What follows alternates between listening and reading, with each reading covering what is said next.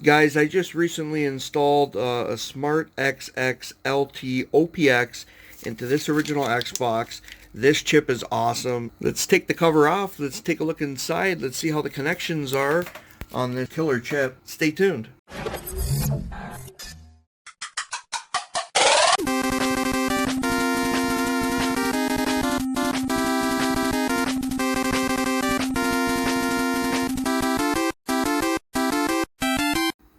Alright, what do you know, what do you do, what do you say, my YouTube viewers? RetroProFrank with another installment, and today I have the beautiful SmartXX Modchip available to me. It actually came from Norway.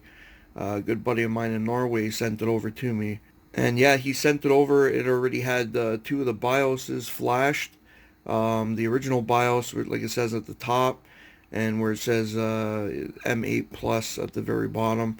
So I actually flashed a couple BIOSes too. I put on X2 5035 version 1.6, 137 and up. And I also flashed my custom Teenage Mutant Ninja Turtles M8. Yeah, it's just this chip has been pretty cool. Like actually one of my favorite chips now, getting to work with it. It was a very fun project putting in this screen. I know it's got some damage up here, but you know, I got faceplates kicking around. It's not a big deal to change this out. But really fun install of this chip. I just wanted to share a small video, nothing too long. We're gonna take it apart. We're going to take a look at some of the modifications I had to do. Like I had to cut the back cage. I had to obviously remove controller ports 3 and 4. And that wasn't too bad. I'm going to take a look at some of the wiring. And there's the chip right there from the side. If you take a look, you can see a blue LED that I had to add to the chip to do this, along with 5 volts power. I went off the transistor, but it's working. So I mean, the screen is just a cheap screen from China.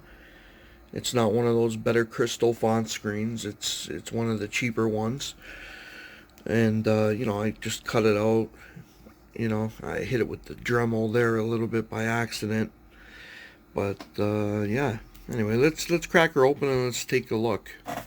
So alright, let's take this bad boy apart and let's take a look at her.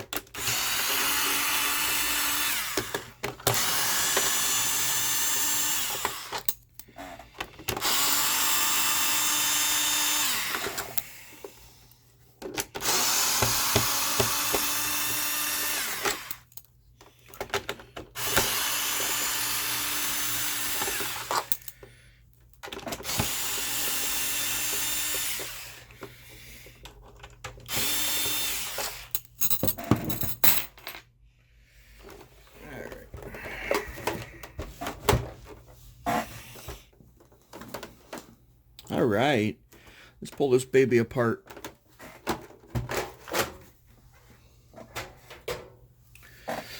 Okay, so right now I'm rocking upgraded IDE. This is a 30-inch cable, 36-inch cable actually. Works great.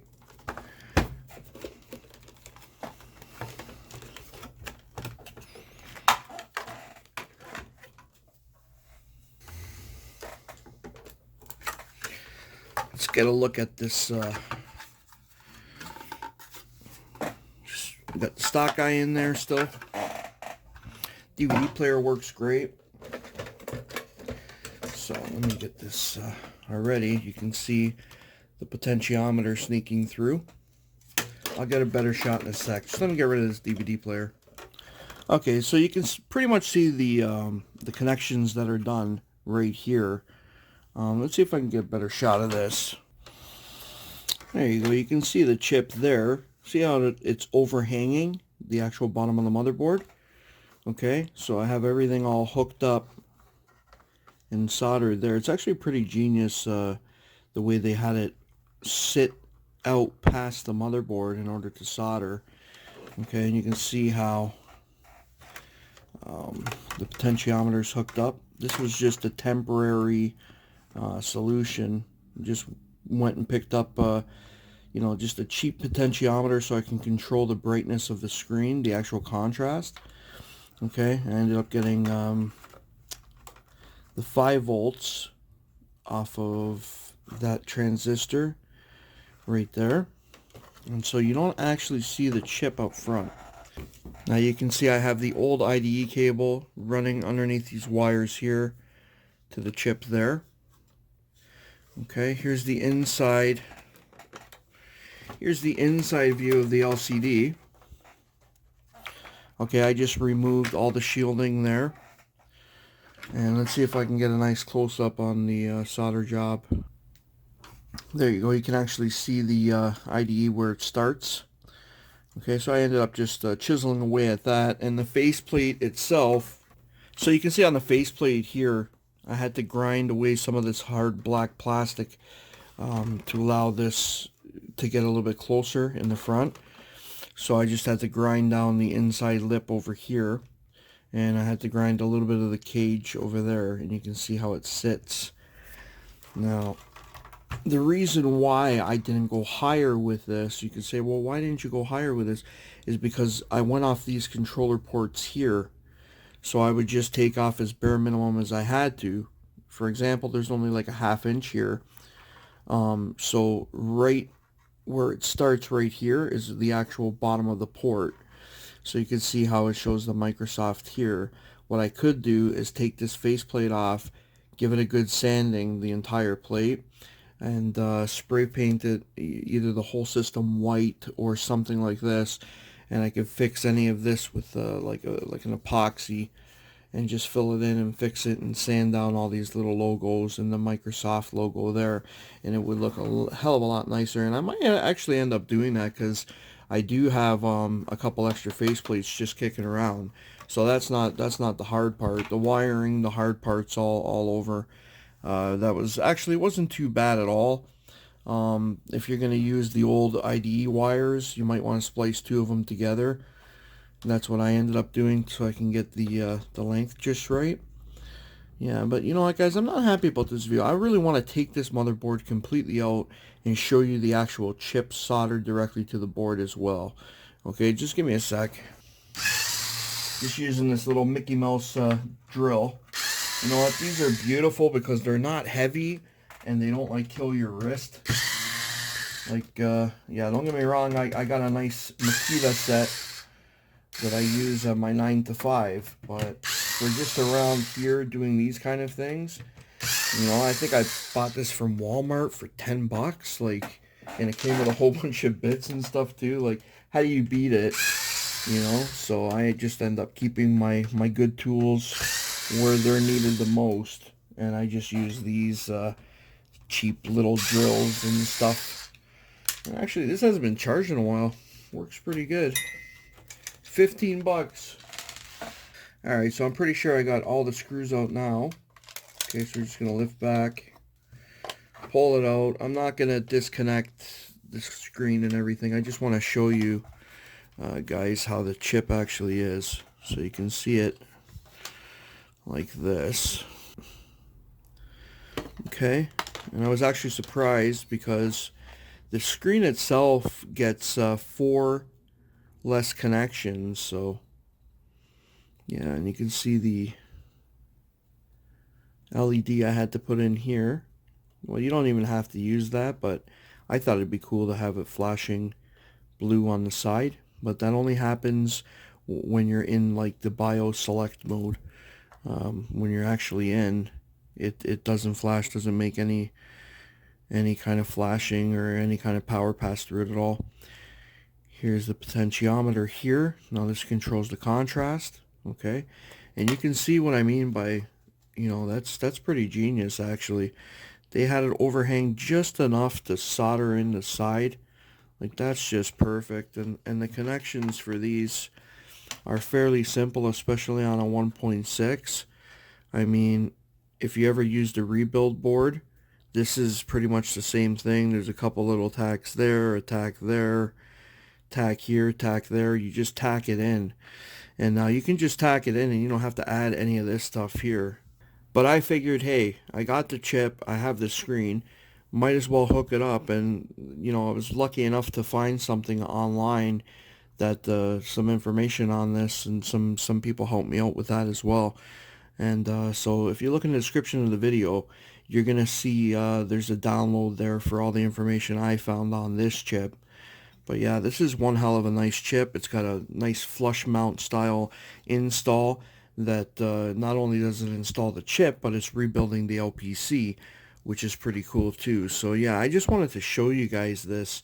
You know, if you say, where's Retro Pro Frank been at? This is the kind of stuff I'm doing, you know, and I really enjoy this stuff. So, alright, so let me get everything back installed into this thing, guys. I want to hook up my Wii to HDMI adapter, hook up my capture device, and I want to show you guys a bit of the, I guess you would call it the operating system of the chip, because it's not a BIOS, so I guess it would be the operating system of the chip. It's actually pretty unique. So let's hook up the capture card and take a look now. Yeah, I just wanted to inject this part of the video right here. I got this to sit a lot more flush. So this is looking better and better every time I open it. You know, not bad cuts, but you know, with that Microsoft on the bottom. Anyway, let's take a look at the operating system. Okay, alright, so we got it all hooked up over here. I got it hooked up through the HDMI converter here to my capture device. I'm using a real economical microphone, that's for sure, so just bear with it for a bit. As long as you guys can hear me, I guess that's the main thing. So you can see after I soldered everything up, I turned it on, and this is what I was greeted with. Now, if you turn it on with the eject button, what happens is it will boot the regular stock MS-DOS, provided you have one on your hard drive. But if you press the power button, it'll bring you into this feature right here. Now, I'm pretty sure there's a way you can set it to bypass all this and just boot directly into any BIOS you want, but I haven't screwed around with that too much yet. So you can boot the original BIOS. I added this one. This is X2 5035 version 1.6, 135 plus. Over here we have a free BIOS, like a free bank in the BIOS. And I really like this this layout of the actual like the operating system running all this. So over here is what it came with, was the M8 Plus. It came with this one and this one. I ended up flashing my X2 5035, and I ended up flashing my Teenage Mutant Ninja Turtles M8. Now there's still a 512 bank free, like, but I mean, the one that I've always used has been X2 5035 version 1.6 plus, right? Or M8. So this still has a bank free. It gives you a couple options to go into Linux here if you want to take a look at the Linux options. And go into reboot, shutdown, config. Pretty sure you can do FTP. Okay. So BIOS, bank configuration, EEPROM tools, settings, Linux, network. That's for the LCD screen. That comes in handy. So let's go into the LCD menu. You can see that we got it on. If you flip it off, it shuts off the screen. Quick boot is off. Custom text is on. This is what I wanted. The LCD to display every time you turn it on. SmartXX LT OPX. Backlight, the intensity of the backlight, line, how many characteristics are in each line, and where to start it. I actually had to play with this a little bit, if I'm not mistaken. We can go into the network. So in network, it's going to show you if you have everything on or not, if you're ready for FTP. Then there's a Linux over here, and this is actually pretty cool because it has like a RAM tester built in. So you know how there's OS Blast, OX Blast, but there's also this one. I guess this is like the OG one. So Linux 128 MB. So if you did the RAM upgrade, you'd have this on. That's if you had it installed in anything 1.0 to 1.5, but this is a 1.6 Xbox. I don't even know why that's on, but we can test the memory here. So we can go start memory test, and everything failed because it's a 1.6. So that's a pretty cool feature. Auto boot, boot times. Actually, you can shut this off because it's just stock RAM anyway. Exit. Then we got some settings here. So this is where you would set the BIOS instead of coming into this all the time, where it says settings menu default. So this is where's your default. This is the default. So if I change this to one of these, it will always start those BIOS. That BIOS, sorry. Quick eject original BIOS, so I can change whether or not it goes into the original BIOS, or it's pretty much like a dual boot, on the fly dual boot, where you can have it boot from either one BIOS or the other, depending on if you press eject or power. Okay, quick boot modes, timeout boot, shutdown time, wraparound, which I have no idea what that is. If you know what that is, if you can leave a comment in the comment section, that'd be awesome. Video dim, I'm guessing that's for the LCD when you're in video mode, that it will dim the LCD. I could be wrong. So yeah, and then we got some EEPROM tools here.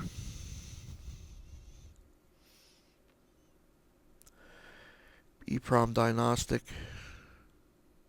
Your EEPROM is version 12. You know, that's pretty cool stuff over here. You can back it up, you can restore. Game region, North America, Japan, Europe, DVD region, regional clear. So with this you can play any DVD. Then you got BIOS bank configuration. We can do a bank erase. So if you want to erase a bank and flash something else. Flashing menu. So if you want to flash the Modchip, you would go over here. And it asks you where do you want to flash from. You want to flash from the C partition, the E partition. Do you want to flash from CD, which I've never had any luck with at all. I've always done hard drive flash. That's always been my solid go-to. Then it shows you banks. I don't know what the mirror flash to fit is. I don't know if it like just doubles the bank, like whatever you select, whatever you already have flash, you can flash it again. So what you would do is you'd pick your BIOS, whatever you want to load it, from wherever you put it through FTP on your C or E partition. So let's say you make a folder called bios.bin and put it in your C partition. You know to go to this option here because it's going to look in the C partition for your bios.bin folder.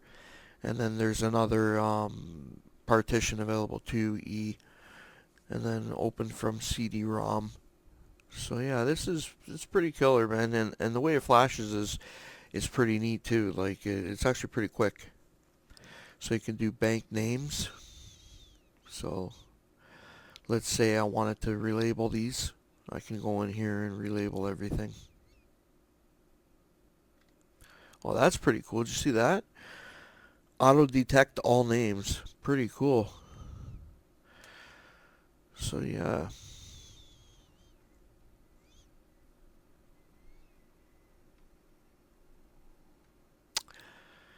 Yeah, so that's that part in a nutshell, and you would pick, you know, whatever BIOS you want to boot, press a button, launch it up, and away you go.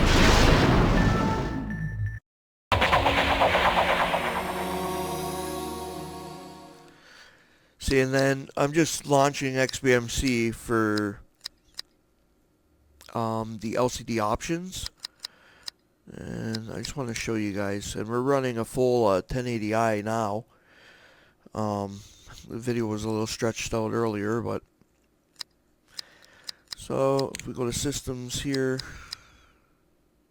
and you go to LCD, you can see. So this is the one that I used off of eBay that I got for about $5. So obviously after you install this chip, you'd have to go into this section. You'd have to pick SmartXX. You know, there's X3 there as well. So SmartXX chip, you have to enable the size. So there's different codes. See the codes there? Those are pertaining to the code of your screen. So if you want to look for this screen, you would type that in on eBay, HD44780, and then you'd wire it up and it would see everything. Then they have the dim on playback, so if you're playing video or whatever, it automatically dims the screen. Yeah. To be honest, I'm quite happy with this chip. I'm happy with the way it turned out. It was a fairly easy install for version 1.6. Like I said, it didn't come with that one connector board in order to connect into the LPC header, but it still enabled me to flush mount it directly onto the board, and it does the rebuild all in one. Yeah, so that's it for the video, guys. Thanks for coming out and spending some time with me, taking a look at this video, taking a look at this awesome chip. If you look in the description of the video, I'm going to include some notes that I found online about the chip. So if you need it, you can just download directly that pack, and it's the most amount of information I can find on it. So if you guys need that kind of visual thing to get through it, there you go. Just download it straight from the Mega. So why don't you do me a favor, smash that subscribe button, smash that like button, and I'll see you guys on the next one. I'm out.